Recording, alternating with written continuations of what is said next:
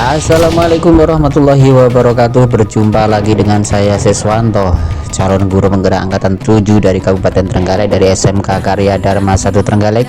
Dalam hal ini dalam koneksi antar materi modul 3.1 pengambilan keputusan berbasis nilai kebajikan. Jangan lupa subscribe, like, dan komen, dan selamat menyaksikan video yang kami sajikan. Sobat guru dimanapun Anda berada, tujuan pembelajaran pada materi kali ini adalah sebagai berikut. 1. JKB dapat membuat kesimpulan atau sintesis dari keseluruhan materi yang didapat dengan beraneka cara dan media. Kemudian JKB dapat melakukan refleksi bersama fasilitator untuk mengambil makna dari pengalaman belajar dan mengadakan metakognisi terhadap proses pengambilan keputusan yang telah mereka lalui dan menggunakan pemahaman barunya untuk memperbaiki proses pengambilan keputusan yang dilakukannya. Mengajarkan anak menghitung itu baik, namun mengajarkan mereka apa yang berharga atau utama adalah hal yang terbaik. Teaching kids to count is fine, but teaching them what the count is the best. Bob Talbot. Semua pembelajaran dari seorang guru bertujuan untuk kebaikan murid. Tetapi dari sekian banyak pembelajaran tentu ada hal-hal yang harus diberikan kepada murid. Sangat dibutuhkan murid tersebut di masa depan untuk meraih kebahagiaan setinggi-tingginya. Salah satunya adalah cara pengambilan keputusan. Demikian maksud dari ungkapan tersebut. Kemudian semua keputusan yang kita ambil adalah cerminan dari nilai-nilai dan prinsip yang kita anut. Maka semua keputusan apapun akan menghasilkan cara pandang serta penilaian terhadap diri kita dan membawa dampak psikologis terhadap penerima keputusan. Jika diterima maka akan menjadi teladan, tapi jika ditolak maka akan menumbuhkan efek traumatis. Nah, dalam proses pembelajaran semua keputusan saya fokuskan sedapat mungkin berpihak pada murid.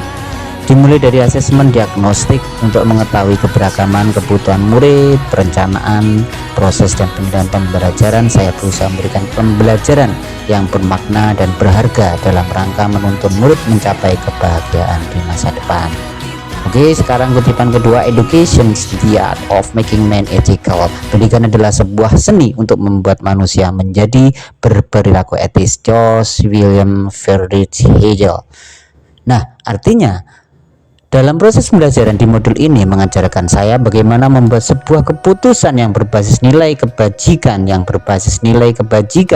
bisa menuntun murid saya sesuai minat dan bakat masing-masing dengan suasana yang indah dan nyaman. Hal tersebut merupakan upaya nyata mencetak mahakarya, yaitu suatu generasi emas yang sangat berharga bagi kemajuan bangsa ini. Saatnya meraih mimpimu. Oke, selanjutnya rangkuman materi pembelajaran. Kaitan antara filosofi Gajar Dewantara dengan Patra Triloka dengan penerapan pengambilan keputusan sebagai seorang pemimpin. Patra Triloka ingarso seng tulodo ing madya mangkarso tuturi handayani merupakan landasan utama pengambilan keputusan berbasis nilai kebajikan yang berpihak pada murid.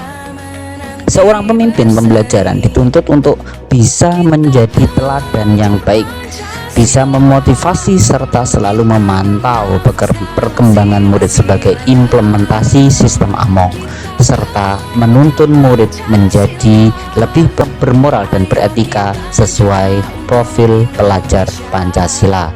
Nilai-nilai yang tertanam dalam diri kita berpengaruh kepada prinsip-prinsip yang kita ambil dalam pengambilan suatu keputusan.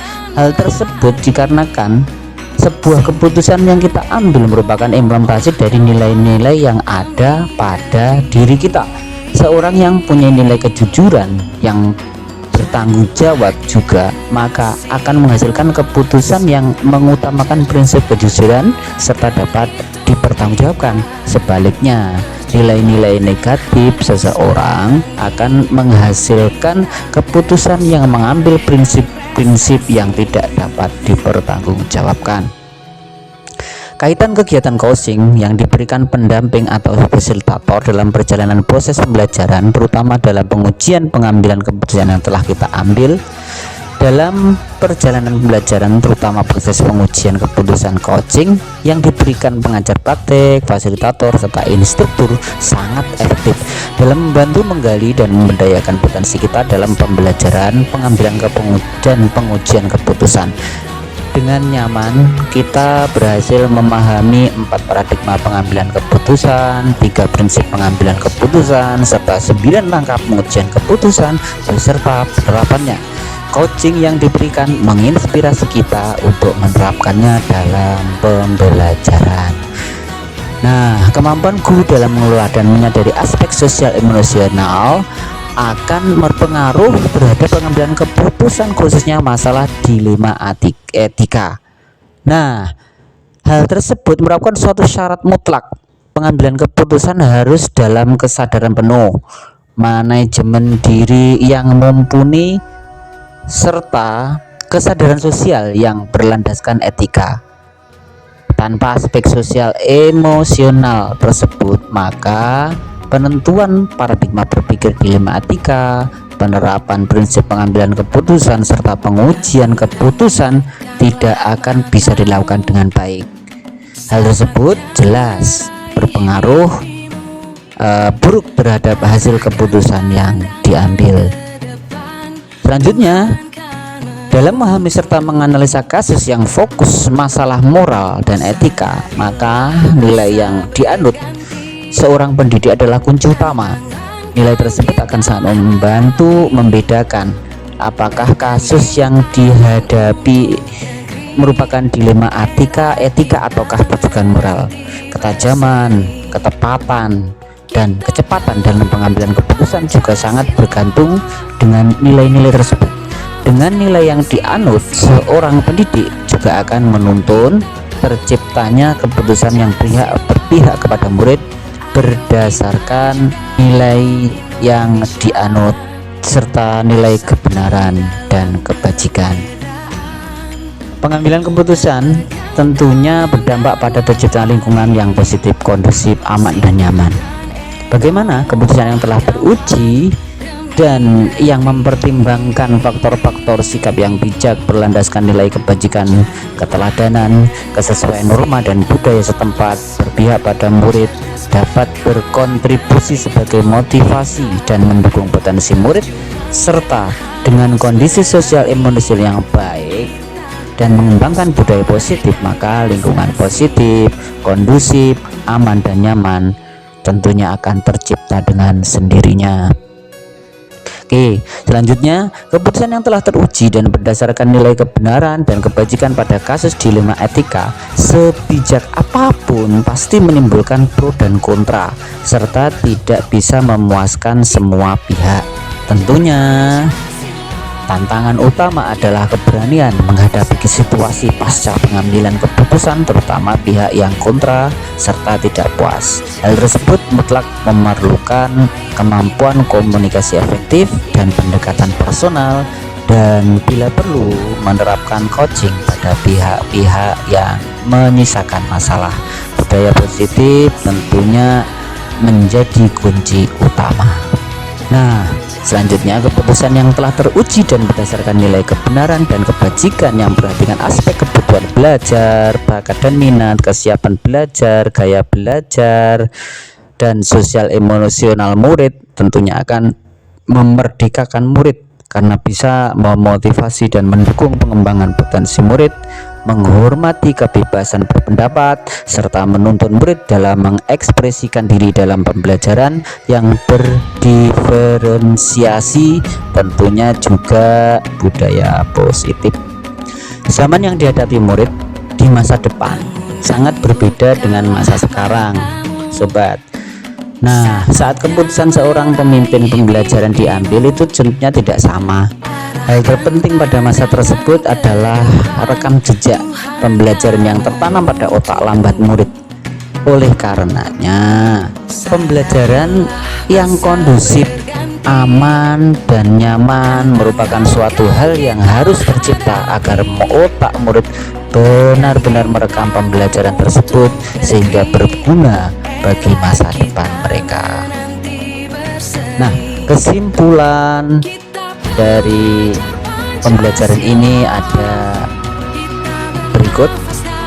Yang pertama, patrap triloka Kahadi Ingarso Sungtulodo Imadyo Mangunkarso Tuturi Handayani merupakan landasan utama pengambilan keputusan berbasis nilai kebajikan yang berpihak kepada murid.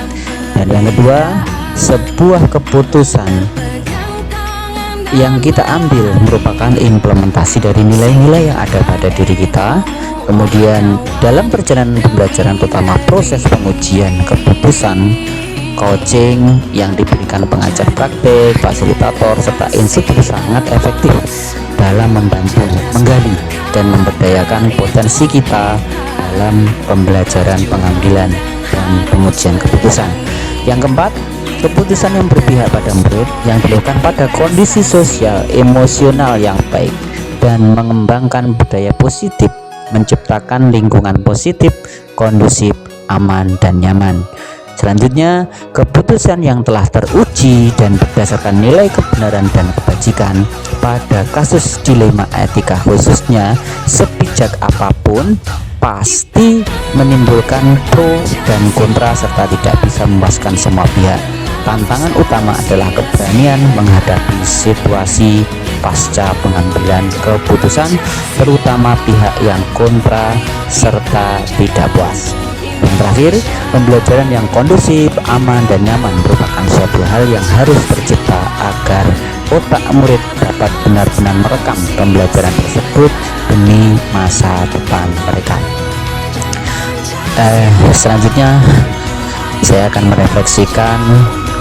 Yang pertama adalah pemahaman konsep dilema etika, bujukan moral. Situasi yang timbul ketika seorang harus membuat keputusan antara dua hal yang sama-sama benar tetapi bertentangan disebut dilema etika, sedangkan situasi yang timbul ketika seorang harus membuat keputusan antara benar dan salah adalah bujukan moral.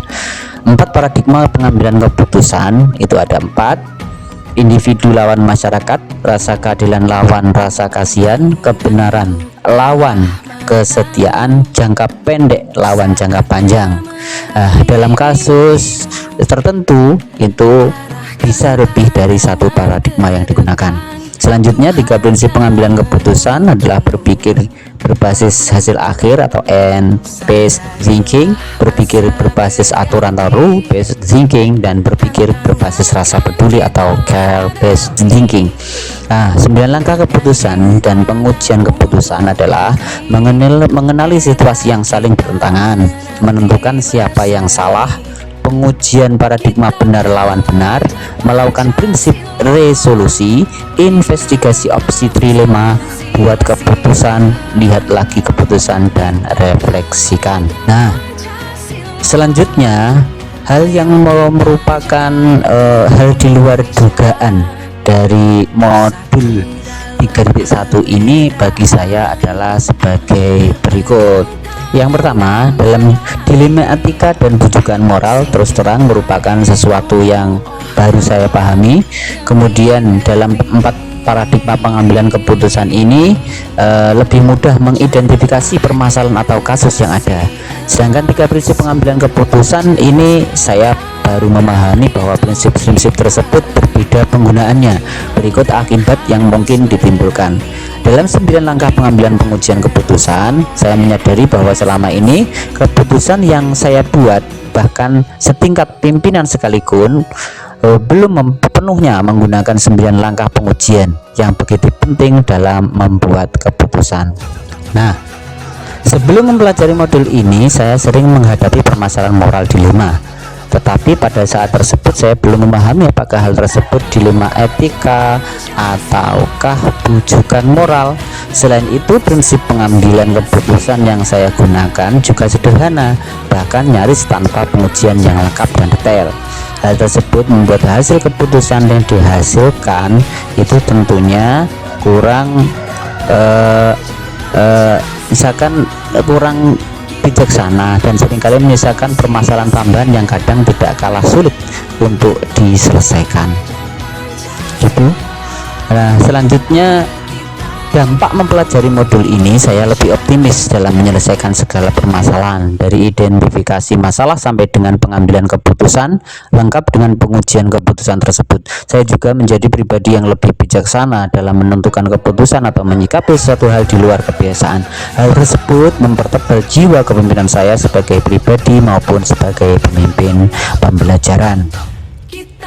Selanjutnya, mempelajari modul ini sangat penting bagi saya sebagai individu karena saya semakin bijaksana dalam mengidentifikasi, menganalisa, serta mengambil keputusan terhadap suatu masalah. Sebagai seorang pemimpin, hal wajib adalah mengambil keputusan tentunya juga harus tepat, cepat, serta dapat dipertanggungjawabkan secara moral. Ketepatan dan kecepatan dalam pengambilan keputusan bagi saya adalah inti dari kepemimpinan. Oleh karenanya, modul ini sangat membantu saya dalam mengembangkan jiwa kepemimpinan saya. Terima kasih. Wassalamualaikum warahmatullahi wabarakatuh. Salam dan bahagia.